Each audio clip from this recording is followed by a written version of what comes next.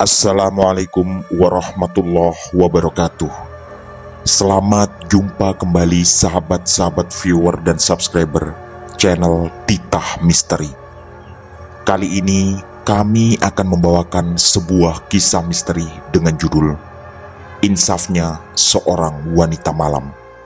Selamat mengikuti.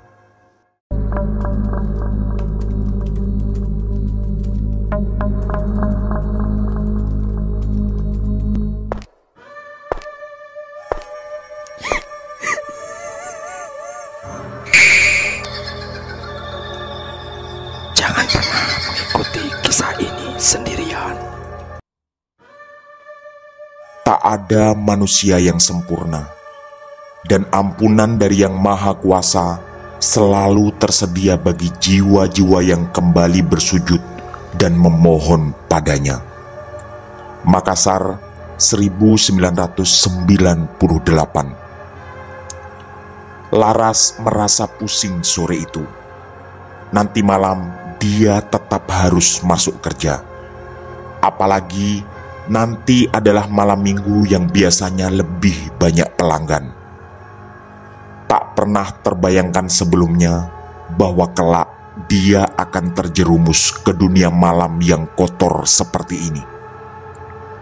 Menjadi seorang PSK di sebuah diskotik di kawasan Jalan Nusantara, Kota Makassar, Laras sudah sekitar 4 bulan menjalani pekerjaan hina ini. Awalnya, dulu dia ditipu oleh salah satu temannya. Ketika temannya itu pulang kampung ke Jawa, dia ditawari pekerjaan yang katanya menjadi pelayan toko. Tapi, takdir membawanya ke lembah hitam ini. Laras pun terjerumus ke malam demi malam penuh maksiat, melayani para laki-laki hidung belang yang rela membeli tubuhnya. Tapi di lubuk hati, Laras masih sangat percaya suatu saat dia akan berhenti dari pekerjaan ini, pulang ke Jawa, dan menjalani hidup dengan normal serta berumah tangga. Satu lagi yang dia yakini, walau dirinya sudah terlanjur terjerumus sejauh ini, kelak ampunan Tuhan pasti jauh lebih besar. Bersama kekuatan doa tulus kedua orang tuanya. Dan semua itu memang terbukti, walau melewati jalan yang sama sekali tak pernah diduganya. Laras memaksa untuk tetap bekerja malam itu. Tapi tak lama setelah berdandan, dia merasa pusing dan tiba-tiba lemas. Kemudian, di dalam kamar kosnya, dia tak sadarkan diri. Untungnya ada Hani, teman seprofesi yang kebetulan kamarnya berdampingan. Hani pula yang menggoyang-goyangkan tubuhnya sampai Laras tersadar dan menyodorkan padanya segelas air putih. Hani sebenarnya menyarankan Laras untuk tidak masuk kerja dan nanti Hani yang akan minta izin pada Mami. Tapi karena merasa sudah mulai nyaman, Laras pun memaksa kerja dan berangkat bersama Hani. Sesampai di sana, seperti biasa, Laras dipajang bersama teman-temannya. Sudah banyak laki-laki yang duduk sambil minum di depan Laras. Kebanyakan mereka selalu bergerombol dan datang tidak sendirian. Tapi ada yang menyita perhatian Laras, yaitu seorang laki-laki berperawakan bersih dan berkacamata. Dia memakai kemeja lengan panjang yang terlihat elegan di mata Laras. Tak lama kemudian, laki-laki itu melambaikan tangan ke arahnya. Ini adalah panggilan pelanggan. Biasanya mereka akan merokok dan mengobrol bersama. Jika dirasa cocok, pasti Laras akan diajak masuk kamar yang tersedia berjejer di lantai 2. Ternyata laki-laki ini agak pendiam. Tidak seperti pengunjung pada umumnya, dia terlihat canggung berbicara dengan Laras. Setelah Laras mengawali mengulurkan tangannya sambil memperkenalkan diri, laki-laki itu pun menyambut. Sulhan, panggil aja Mas Sulhan. Begitu ucapnya. Laras sempat meminta 1 batang rokok, tapi Mas Sulhan melarang dengan isyarat tangan. Lalu, karena tak ingin buang waktu, Laras langsung diajak naik dan masuk ke kamar. Walau masih merasa agak pusing, Laras tetap harus melayani pelanggan ini dengan sebaik-baiknya.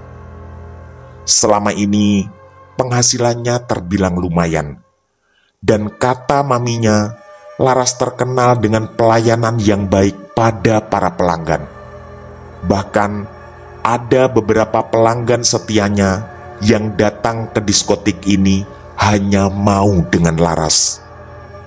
Begitu sampai di dalam kamar, Laras pun menyesuaikan dengan kondisi. Karena Mas Sulhan terlihat pemalu dan pendiam, dia hanya duduk di atas kasur dan siap menunggu permintaan Mas Sulhan. Tak seperti biasanya yang selalu berusaha menggoda, kali ini Laras tampil dengan kalem. Mas Sulhan menatap Laras dengan tatapan tajam. Tak ada kalimat apapun yang diucapkan, dan itu cukup membuat Laras menjadi salah tingkah. Entahlah, rasanya baru kali ini dia merasa sesalah tingkah ini di depan pelanggan. Padahal biasanya begitu sampai di kamar, dia langsung terlibat obrolan dewasa yang panas. Dan tak lama kemudian langsung melayani pelanggannya sesuai permintaan. Di mata Laras, Mas Sulhan terlihat benar-benar berbeda. Kedua matanya tak terlihat memandang tubuh Laras dengan tatapan nakal. Tak seperti pelanggan pada umumnya yang langsung melampiaskan nafsu begitu masuk ke dalam kamar.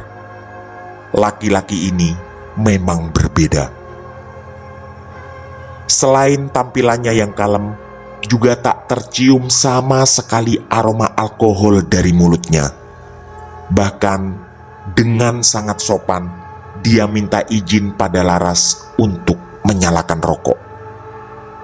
Sambil menawarkan pada Laras yang lalu menarik sebatang dari bungkusnya. Sempat hening beberapa saat. Kedua manusia berbeda kelamin itu hanya terdiam sambil masing-masing menikmati hisapan rokoknya. Laras pun berinisiatif membuka obrolan. Memang beberapa kali ada pelanggan yang terlihat canggung. Mungkin karena baru pertama kali masuk ke tempat seperti ini. Tapi aura laki-laki ini tetap tidak sama. Setelah ditanya tentang dari mana asalnya, jawaban Mas Sulhan cukup mengejutkan. Katanya dia berasal dari Trenggalek, Jawa Timur. Berarti dia berasal dari kabupaten yang sama dengan Laras. Hanya saja Laras merasa agak sedikit lega karena kecamatan asal Mas Sulhan ternyata cukup jauh dari rumahnya dan terpisah beberapa kilometer. Memang selalu ada beban tersendiri ketika mendapati tamu yang satu daerah. Rasanya aneh ketika melayani tetangga seperti itu. Kali ini entah kenapa Laras berbicara jujur tentang tempat asal rumahnya yang juga di Trenggalek. Biasanya dia selalu berbohong dengan mengaku berasal dari kabupaten lain yang intinya berbeda dengan tamunya. Dan ini yang lebih mengejutkan. Mas Sulhan mengatakan bahwa dia kesini sama sekali tidak untuk berbuat maksiat. Laras pun terperangah. Walau dari tadi perasaannya mengatakan bahwa wajah kalem dan penampilan seperti Mas Sulhan memang tak pantas berada di tempat kotor seperti ini. Lalu Mas Sulhan meraih sebuah bantal yang kemudian ditutupkan ke paha Laras. Sambil mengucapkan maaf, dia mengatakan cukup terganggu dengan pakaian Laras yang sangat terbuka seperti itu. Laras makin salah tingkah. Laki-laki ini seperti malaikat, rela membuang uang dengan membayar ke kasir di lantai bawah, tapi tidak minta layanan sebagaimana biasanya. Lalu Mas Sulhan merogoh sesuatu dari saku celananya. Ternyata sebuah amplop cukup tebal yang Laras yakin isinya adalah uang yang banyak. Lalu amplop itu diserahkannya pada Laras. Ini untuk kamu, Dek. Semoga bisa segera mendapat pekerjaan yang lebih baik. Hati Laras meleleh seketika. Ada laki-laki asing yang memberinya uang dan mengucapkan doa sebagus itu kepada dirinya yang penuh dengan noda dosa. Tak terasa air mata Laras menetes. Ingin rasanya dia memeluk Mas Sulhan, tapi segera sadar tindakan seperti itu tentu tidak pantas. Awalnya dia menolak uang itu, tapi Mas Sulhan terus memaksa dengan alasan bahwa sejak berangkat dari hotel dia sudah meniatkan hal ini. Sayang loh, Dek, karena kamu sangat cantik. Begitu ucap Mas Sulhan lagi. Air mata Laras mengucur semakin deras sambil menunduk. Pujian tentang kecantikannya memang sudah sering terdengar entah berapa kali. Tapi baru kali ini benar-benar menampar kesadarannya. Hati nuraninya terasa terbuka kali ini. Tak lama kemudian, Mas Sulhan mengulurkan tangan kanannya sambil berkata bahwa dia mau pamit. Spontan, Laras pun menyambut dan mencium tangan Mas Sulhan sambil berkali-kali mengucapkan terima kasih. Tak lama setelah Mas Sulhan pergi, Laras duduk termenung di atas lantai. Tangisnya semakin menjadi. Laki-laki tadi benar-benar pria idaman. Bahkan dalam kondisi berdua di dalam kamar sebebas itu, dia sama sekali tak menyentuh tubuh Laras. Akhirnya, rencana untuk bekerja sampai tengah malam seperti biasanya, dia batalkan. Saat itu juga, Laras turun dan segera menemui Mami Lucy yang punya diskotik ini. Dia beralasan mau segera pulang ke tempat kos dan beristirahat karena merasa pusing sejak tadi sore. Laras pun mencari taksi dan kembali ke tempat kosnya. Di dalam kamar, lagi-lagi dia merenung. Kebetulan suasana memang sedang sepi. Tempat kos itu berisi 10 kamar dan semua penghuninya adalah teman-teman seprofesi Laras. Pasti mereka semua sedang menghabiskan malam dengan para pengunjung diskotik. Sempat terbersit di hati Laras impian liar untuk segera kembali ke kampung dan menjalani hidup normal, serta mendapat suami seperti Mas Sulhan. Tapi seketika impian itu ditepis, karena tentu impian setinggi itu sungguh tak pantas bagi wanita hina sepertinya. Lalu Laras teringat amplop tebal yang dikasih Mas Sulhan tadi. Ternyata jumlahnya cukup banyak. Berlembar-lembar uang 20 ribuan yang sepertinya seharga tiket pesawat Makassar, Surabaya. Di dalam amplop itu ternyata ada secarik kertas. Setelah diperhatikan, itu adalah fotokopi KTP.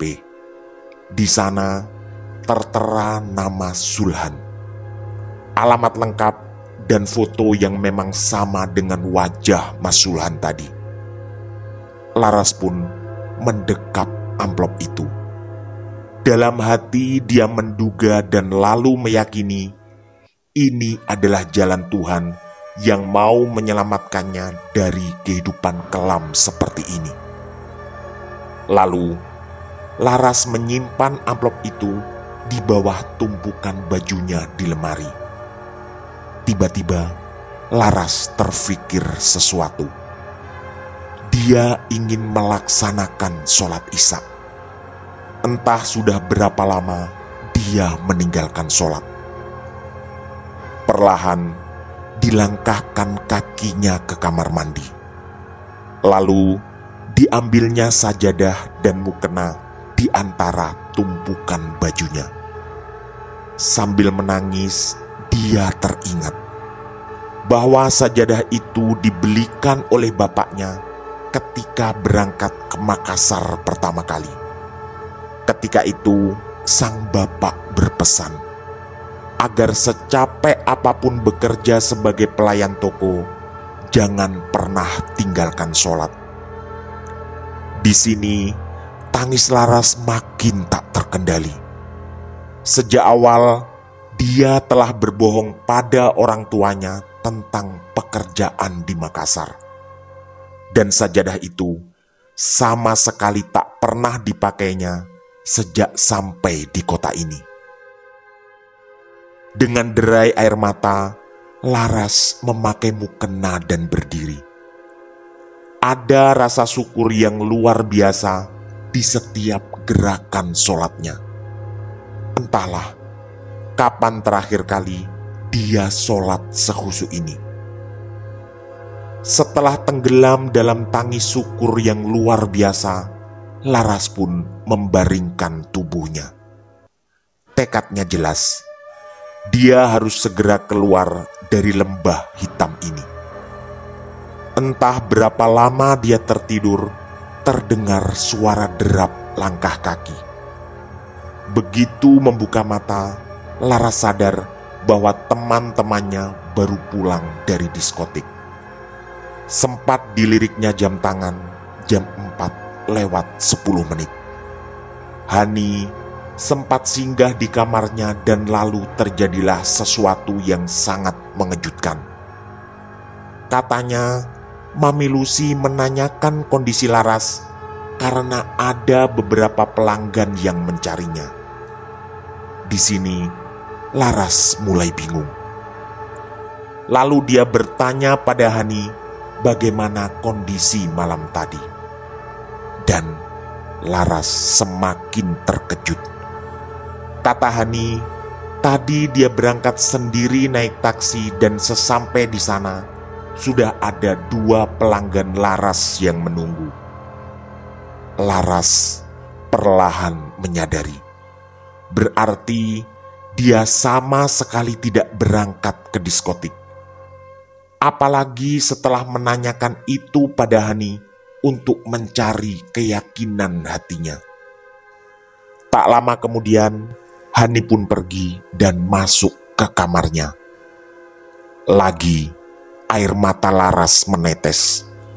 Berarti semua yang dialaminya tadi hanya ada di alam mimpi. Dan sejak dia merasa pusing dan sempat tak sadarkan diri, dia sama sekali tak keluar kamar.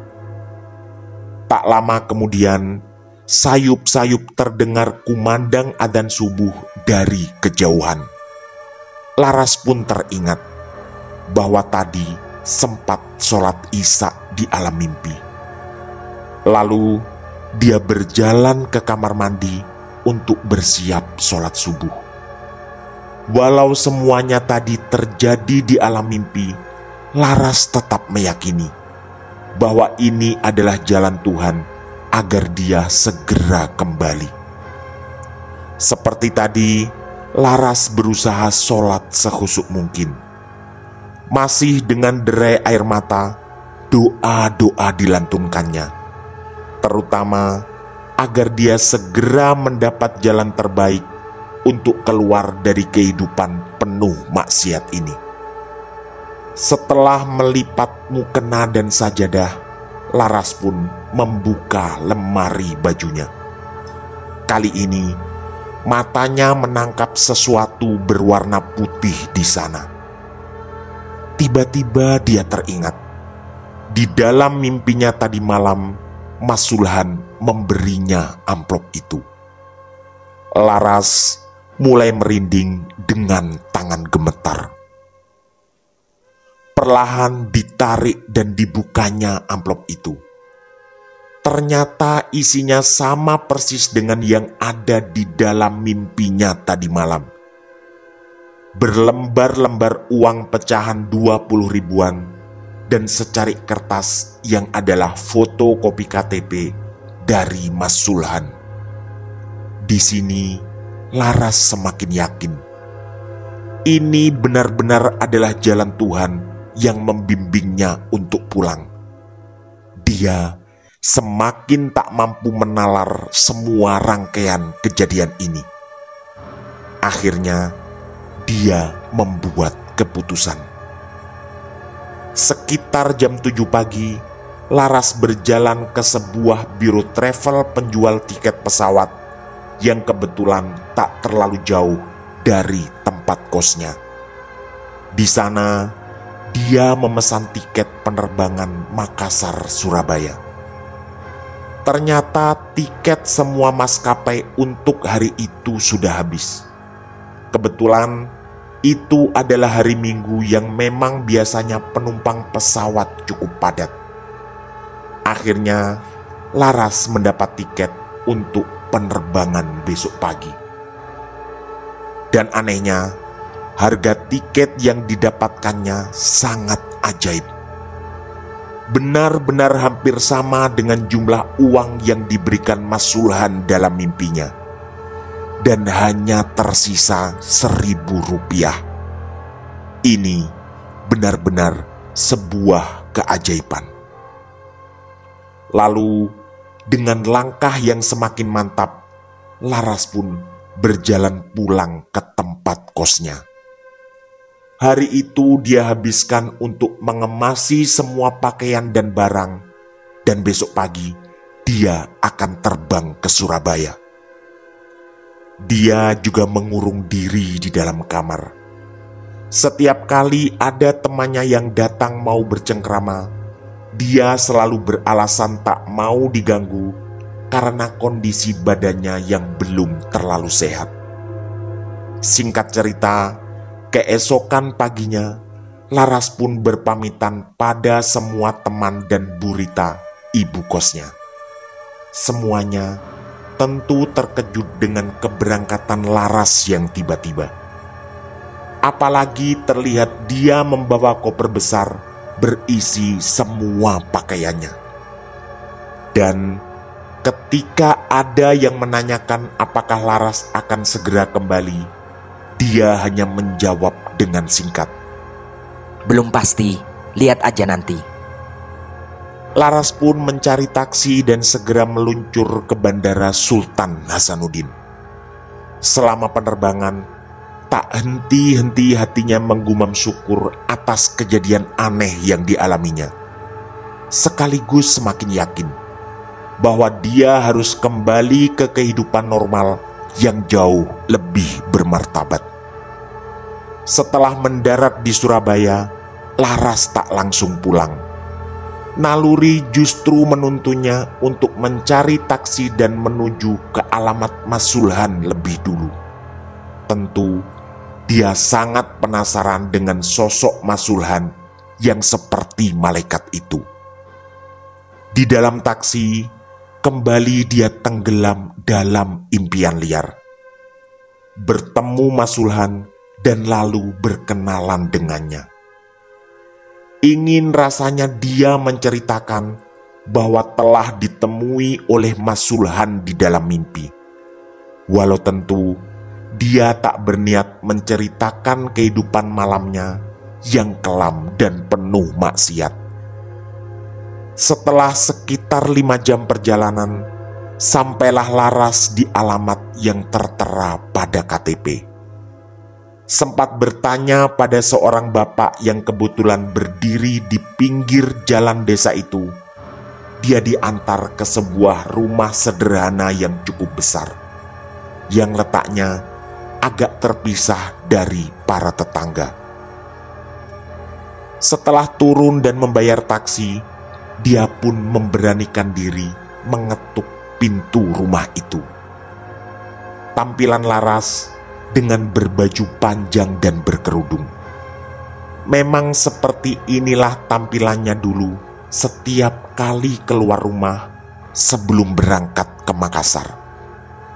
Tak lama kemudian, keluarlah seorang laki-laki tua. Usianya menurut dugaan Laras mungkin 5 atau 6 tahun di atas usia bapaknya. Bapak itu lalu mempersilahkan Laras masuk. Awalnya dengan sopan Laras menanyakan apakah ini rumah Mas Sulhan. Bapak itu lalu menatap Laras dengan tajam. Tampilannya bersarung dan mengenakan songkok warna putih. Jawaban bapak itu adalah perkenalan bahwa beliau bernama Pak Sabar, yang katanya sering dipanggil Haji Sabar oleh tetangga sekitar. Laras pun mengangguk sopan dan memperkenalkan pula dirinya. Haji Sabar lalu mengaku sebagai bapaknya Sulhan dan memang disinilah rumahnya. Kemudian beliau menanyakan di mana Laras bertemu dengan Sulhan. Laras lalu bercerita bahwa dia pernah 1 kali bertemu Mas Sulhan tanpa menyebutkan kapan dan di mana. Haji Sabar tiba-tiba terlihat terdiam. Kemudian matanya menatap jauh menerawang. Sesaat kemudian ada air mata menetes di pipinya. Laras yang tak mengerti apa yang sebenarnya terjadi, segera dengan sopan minta maaf jika ada yang salah dengan kedatangannya. Haji Sabar lalu tersenyum setengah terpaksa dan menyampaikan bahwa tak ada yang salah dengan kedatangan Laras. Lalu beliau menjelaskan sesuatu yang sangat mengejutkan. Katanya, Mas Sulhan adalah anak kedua dari Haji Sabar. Kakaknya telah menikah dan kini tinggal di Solo. Ibunya, kata Haji Sabar, meninggal sekitar 7 tahun yang lalu. Jadi, saat ini Haji Sabar tinggal seorang diri di rumahnya. Kemudian, ini yang terasa menyedihkan. Kata Haji Sabar, Mas Sulhan bekerja di Makassar dan dia berangkat ke sana sekitar 5 tahun yang lalu. 2 tahun setelah dia bekerja di Makassar, dia pulang dan membayarkan ongkos haji plus untuk beliau. Beberapa hari setelah kepulangan dari Tanah Suci, Sulhan pulang kampung selama 3 hari. Tapi sayang, dia mengalami kecelakaan dan meninggal di tempat ketika perjalanan ke Surabaya yang rencananya akan kembali ke Makassar. Tangis Haji Sabar pun langsung pecah. Laras juga berkaca-kaca karena terbawa suasana. Berkali-kali kemudian Haji Sabar dengan bangga menceritakan betapa Sulhan adalah anak yang sangat berbakti, termasuk pada ibunya dulu ketika masih ada. Di sini, sambil terbawa suasana, otak Laras berputar sangat cepat. Begitu aneh rangkaian kejadian ini, sekaligus tertanam semakin sangat kuat di hatinya bahwa ini benar-benar adalah jalan dari Yang Maha Kuasa.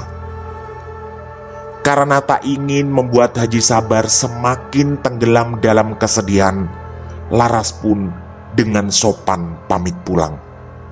Tak lupa dia merasa harus berbohong bahwa Mas Zulhan yang pernah dia kenal memang adalah pribadi yang luar biasa. Kemudian atas bantuan Haji Sabar, Laras dicarikan ojek dan langsung minta diantar ke rumahnya yang berjarak sekitar 8 kilo dari situ. Tapi ketegangan belum berakhir. Sesampai di rumah, ternyata tak ada orang sama sekali. Semua pintu terkunci dan tak ada jawaban setiap kali Laras mengetuk pintu dan memanggil. Untungnya, tak lama kemudian lewatlah Pak Bakir, salah satu tetangga. Dari Pak Bakir, Laras mendapat informasi bahwa bapak dan ibunya ada di rumah sakit. Katanya, bapaknya baru saja mengalami kecelakaan. Spontan, Laras pun panik. Untung tukang ojek tadi belum pergi dan dia pun langsung minta diantar ke rumah sakit. Sesampai di sana, dia langsung bergegas menuju kamar rawat setelah minta informasi di bagian administrasi. Tangis Laras pun langsung pecah melihat bapaknya dari kejauhan. Dengan segera, dia memeluk sang ibu yang duduk di samping bapaknya yang sedang tertidur. Dengan panik, Laras bertanya apa yang terjadi. Lalu, Pak Mukti, bapaknya Laras, tiba-tiba terbangun karena mendengar kedatangan anaknya. Mereka pun berpelukan sangat erat. Kata pertama yang diucapkan Pak Mukti adalah Alhamdulillah. Lalu dia bercerita pada Laras yang masih menangis. Katanya Laras tak perlu terlalu sedih karena beliau hanya mengalami luka ringan. Kemudian Pak Mukti bercerita bahwa tadi naik ojek ke pasar karena mau membeli cangkul yang memang sudah tidak layak pakai. Ketika menyeberang jalan, beliau tertabrak oleh sepeda motor berkecepatan cukup tinggi. Dan sepeda motor itu langsung tancap gas tanpa menolongnya. Pendeknya, Pak Mukti menjadi korban tabrak lari. Untungnya ada sebuah mobil yang lalu menghampirinya. Pemilik mobil itu pula yang langsung membantu dan membawanya ke rumah sakit. Kata Pak Mukti, orang itu sangatlah baik. Dia juga yang mengurus semua urusan di ruang UGD. Tak lupa, Pak Mukti juga diberi uang yang katanya mungkin bisa membantu selama perawatan. Tak lama kemudian, kata Pak Mukti, datanglah Suroso, yang adalah salah satu tetangga. Suroso pula yang kemudian mengabarkan pada ibunya bahwa Pak Mukti mengalami kecelakaan dan sedang dirawat di rumah sakit. Dan sebelum ibunya datang, laki-laki baik itu pamit pergi karena ada urusan yang harus segera diselesaikan. Laras terus menangis dan bersyukur karena ada orang baik yang membantu bapaknya. Belum hilang dari ingatan betapa dia juga mengalami kejadian aneh sebelum pulang kampung. Lalu Pak Mukti melanjutkan lagi ceritanya, bahwa laki-laki itu berwajah tampan dengan penampilan yang rapi. Pada Pak Mukti, dia mengaku bernama Zulhan. Laras pun terhenyak seketika. terbayang lagi mimpi anehnya yang ditemui dan diberi uang oleh Mas Sulhan, yang ternyata uang itu benar-benar ada dan dipakainya membeli tiket pesawat untuk pulang. Juga ketika baru saja dia bertamu di rumah Mas Sulhan, masih teringat pula bagaimana cerita dari Haji Sabar tentang Mas Sulhan yang ternyata sudah meninggal. Tapi dia tak ingin menceritakan itu pada bapak dan ibunya. Laras lalu pamit keluar ruangan sebentar. Di sana dia menangis sejadi-jadinya. Tak henti-henti rasa syukur berkumandang di hatinya. Ini benar-benar jalan dari Tuhan yang jauh dari jangkauannya. Tekad kuat pun makin tertanam di hatinya. Semua jalan yang mengarah pada petunjuk ini harus disambutnya dengan sepenuh kesadaran bahwa terlalu banyak dan tak terhingga nikmat yang telah dikaruniakan pada manusia kotor seperti dirinya. Tak lupa, dalam hati dia juga menggumam doa agar tersedia surga yang indah bagi almarhum Mas Sulhan. Tamat.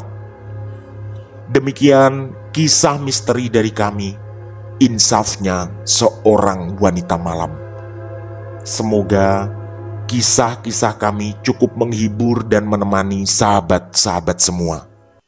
Mohon maaf apabila terdapat kesalahan dalam pemilihan atau penuturan kata. Kami dari tim Titah Misteri mengucapkan terima kasih dan wassalamualaikum warahmatullahi wabarakatuh. Pesan saya, jangan bercermin sendirian di tengah malam.